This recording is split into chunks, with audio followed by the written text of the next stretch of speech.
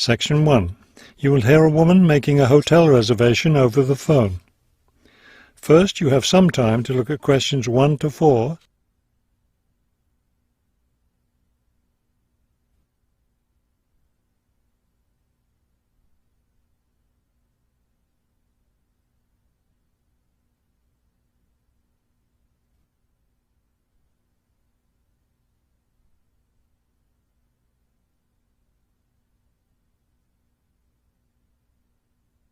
You will see that there is an example that has been done for you. On this occasion only, the conversation relating to this will be played first. Good afternoon, Grandview Hotel. Yes, hello. I'm planning to spend a few days in your city next week, and I'd like to, make a reservation. The man answers the phone. Grandview Hotel? So the word Grandview has been written at the top of the form. Now we shall begin. You should answer the questions as you listen, because you will not hear the recording a second time. Listen carefully and answer questions 1 to 4. Good afternoon, Grandview Hotel. Yes, hello. I'm planning to spend a few days in your city next week, and I'd like to, make a reservation. Of course. When did you want to stay here? Next week, Wednesday night and Thursday night. So that's February 13th and 14th. Yes, that's right. And how many guests will there be? Just me. So, do you have a room available? Yes, we do. I'll just need to take some of your information. May I have your name, please? Oh, right, yes. It's Roxanne Wilson. Wilson. Thank you, Miss Wilson. And may I have your credit card number? It's 233-618-9872. 9872. Got it. All right, Miss Wilson. I have your reservation confirmed. Can I help you with anything else?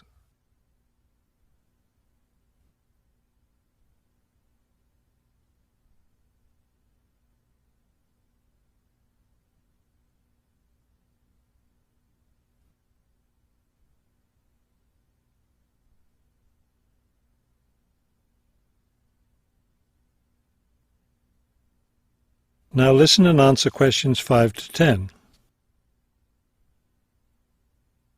Well, yes. I was wondering, since I'll have a couple of free hours Friday morning before I leave, is there anything interesting to see close to the hotel? Do you like museums? The art museum's very close by. I love museums, but not art. Can't stand it. I've heard your city has a very interesting science museum, though. Yes, but unfortunately it's closed in the winter. Are you interested in shopping? Sure, I love shopping. Are there any good stores nearby? Yes, we have a large shopping mall just 2 bus stops away. You take the bus to Monument Square and it's just half a block from there. Just look for the post office and you'll see the mall entrance next to it. Fabulous. What about lunch? I hear your city has good restaurants. Yes, there's a nice restaurant very near. It's just across the street from the park. Sounds good. I can have lunch, then walk in the park afterwards. I have one more question. What's the best way to get to the hotel from the airport? Subway is the fastest, of course. There are buses, but they're quite slow. I'll be arriving quite late, after 10 p.m. I thought I might have to take a taxi. The subway runs until midnight. Oh, good. Then I'll do that.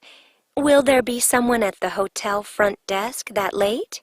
Oh yes, the front desk stays open until 2.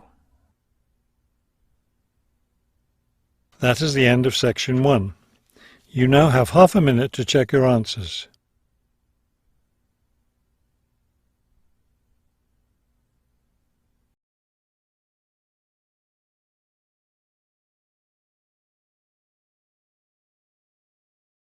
Section 2. You will hear a tour leader giving information about a bus tour. First, you have some time to look at questions 11 to 15.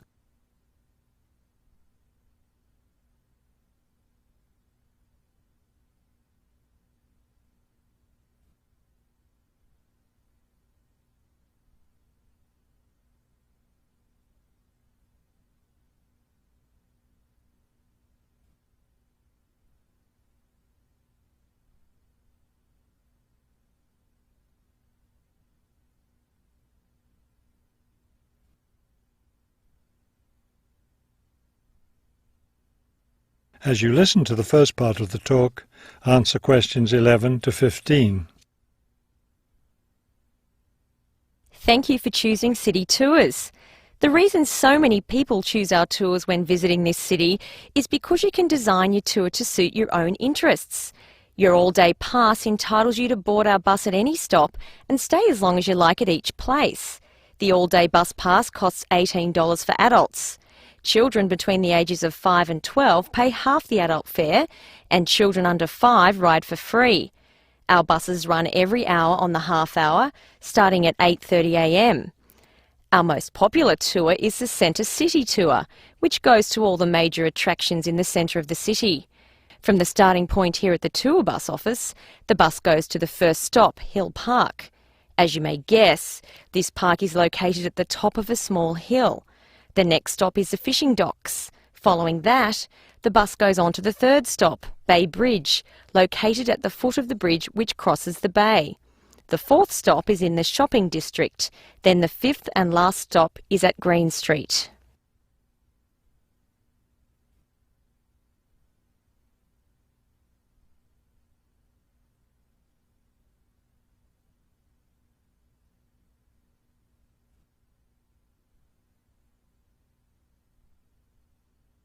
Now listen and answer questions 16 to 20. There are many interesting things to do and see on the Centre City Tour. At the first stop, you can enjoy a spectacular view of the bay, the city, and especially of the fishing docks, which are located at the foot of the hill. At the second stop, you can walk around and look at the boats. Fresh fish from the bay is also for sale here, since this is the place where the fishermen bring in their catch. The next stop is where some of the city's finest seafood restaurants are located, so you might want to plan a lunch stop here. You can eat fresh fish here, prepared in the traditional local way. The fourth stop is, of course, where you can do your shopping. Don't miss the opportunity to purchase some of our city's famous handmade baskets. You'll want to take several home as souvenirs of your visit to our city. Finally, at the last stop on the tour, you can visit one of the oldest buildings in our city, the theatre. This building was built over 400 years ago and is still used today as a place to see plays, musicals and other performances, as well as our annual film festival. That is the end of section 2. You now have half a minute to check your answers.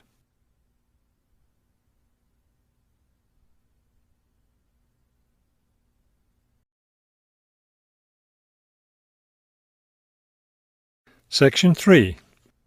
You will hear a conversation between two students planning a research project. First, you have some time to look at questions 21 to 23.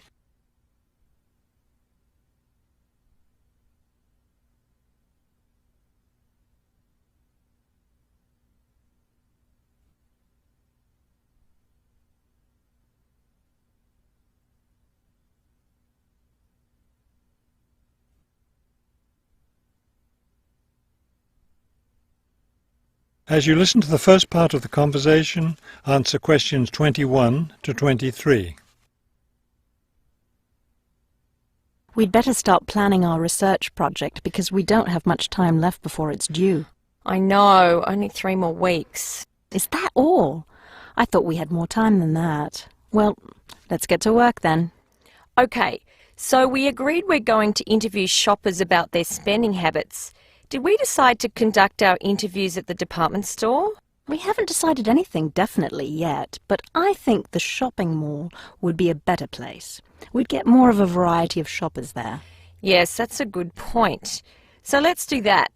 How many interviews did the professor say we had to complete? She said at least 30. That sounds like a lot, doesn't it?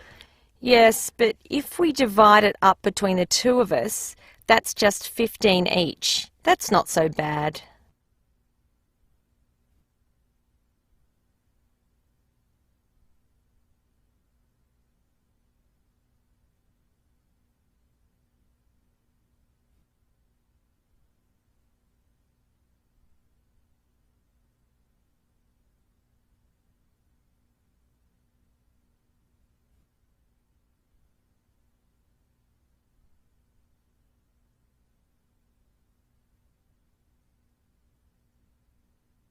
Now listen and answer questions 24 to 30.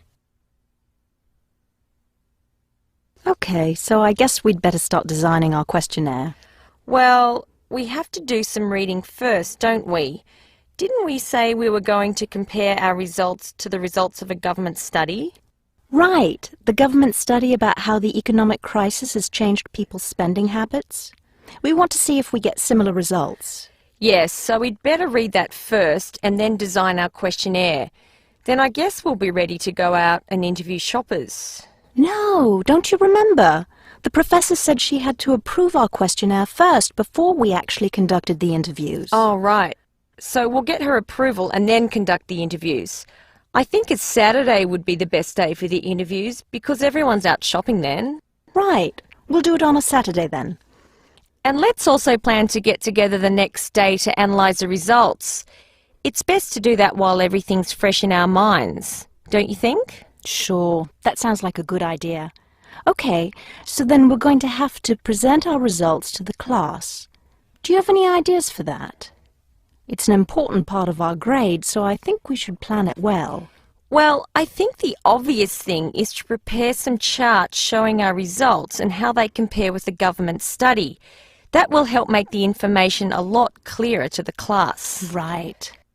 Okay, so we'll draw up some charts of the results. And then that's it. All that will be left to do is give the class presentation. Do you think we can be ready on time? I sure hope so. Let's get started now. That is the end of section 3. You now have half a minute to check your answers.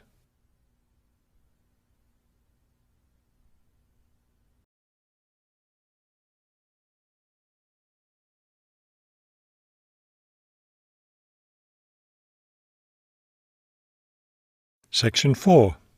You will hear a professor give a lecture on Louisa May Alcott. First, you have some time to look at the questions 31 to 40.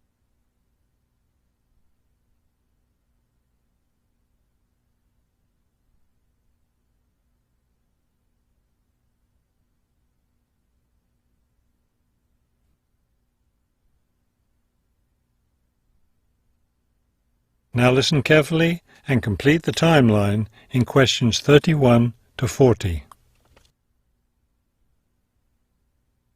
Good afternoon. Today I'd like to continue our discussion of the lives of prominent American writers by talking about Louisa May Alcott, one of the best-known 19th century writers. Alcott is known for her moralistic girls' novels, but she was a much more serious individual than those novels might lead one to believe. She was born in 1832, the daughter of Bronson Alcott, who was one of the founders of the Transcendentalist movement. Bronson Alcott was a philosopher, but not a provider, and the family lived close to poverty. From an early age, Louisa was determined to find a way to improve her family's economic situation. As a teenager, she worked to support her family by taking on a variety of low-paying jobs, including teacher, seamstress, and household servant. Alcott also started writing when she was young. She wrote her first novel when she was just 17 years old, although it wasn't published until many years after her death. It was called The Inheritance. In 1861, the Civil War broke out. Alcott worked as a volunteer, sewing uniforms and bandages for soldiers. The following year, she enlisted as an Army nurse. She spent the war years in Washington, nursing wounded soldiers at a military hospital. While working at the hospital, she wrote many letters to her family at home in Massachusetts. After the war, she turned the letters into a book, which was published under the title Hospital Sketches. She also wrote numerous romantic stories, which she sold to magazines. Around this same time, she was offered the opportunity to travel to Europe as the companion to an invalid. When she returned home from Europe in 1866, she found her family still in financial difficulty and in need of money, so she went back to writing. Her big break came in 1868, with the publication of her first novel for girls, Little Women. The novel achieved instant success, and the public wanted more. From then on, Alcott supported herself and her family by writing novels for girls. It wasn't the writing she had dreamed of doing, but it earned her a good income. Alcott took care of her family for the rest of her life. In 1878, her youngest sister May got married. A year later, May died after giving birth to a daughter. Louisa Alcott raised her sister's orphaned child. In 1882, Bronson Alcott suffered a stroke. Soon after that, Louisa Alcott set up a house for him, her niece, her sister Anna, and Anna's 2 sons in Boston. Her mother was no longer living by this time. Alcott was still writing novels for girls, including 2 sequels to Little Women, Little Men and Joe's Boys. The latter was published in 1886. Louisa Alcott had suffered poor health ever since she contracted typhoid fever while working as a war nurse. She died in March of 1888, at the age of 55. She was buried in Concord, Massachusetts. That is the end of section 4. You now have half a minute to check your answers.